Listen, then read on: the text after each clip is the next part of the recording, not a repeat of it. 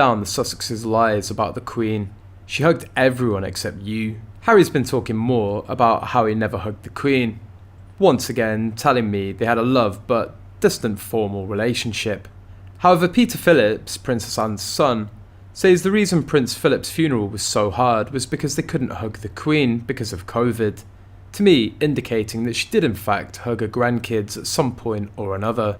The 38-year-old royal has shared many shocking revelations about the royal family in his new book, including an alleged fight between himself and his brother Prince William, his emotional struggle after the death of his mother Princess Diana, and the last words he said to Queen Elizabeth before she died in September. On Tuesday, TikTok user @SugarandSpicy went viral when they shared an excerpt of Spare narrated by Prince Harry, in which he writes about seeing his grandmother enjoying her Golden Jubilee concert in 2002. To see her tapping her foot and swaying in time, I wanted to hug her, he wrote. But of course I didn't, it was out of the question. I'd never hugged her and couldn't imagine any circumstances under which such an act would be sanctioned. Harry went on to describe the moment his mother Princess Diana attempted to hug the late British monarch.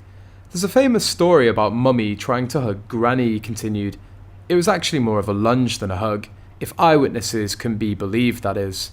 Granny swerved to avoid contact and the whole thing ended very awkwardly, with averted eyes and murmured apologies.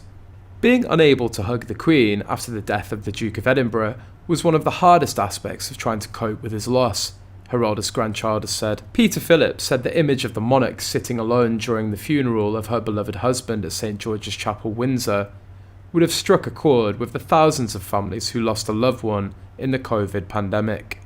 Everyone saw the image of Her Majesty sitting alone, he said. It would have been the same for any other family. The hardest part is not being able to hug those closest to the person who's been lost. It's the same for a lot of families. There have been some great sadnesses, but at the same time you've got to try to take the positives out of these situations, whether that be new life or happy memories. That's what you've got to focus on.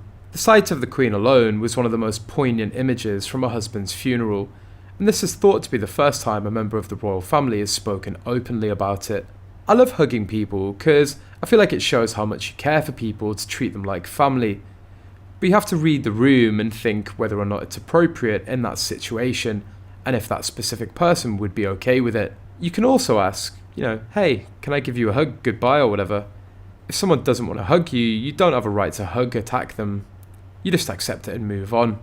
Not everyone is comfortable with that level of affection, and that's okay. Has-been and smegma seems super petty for being mad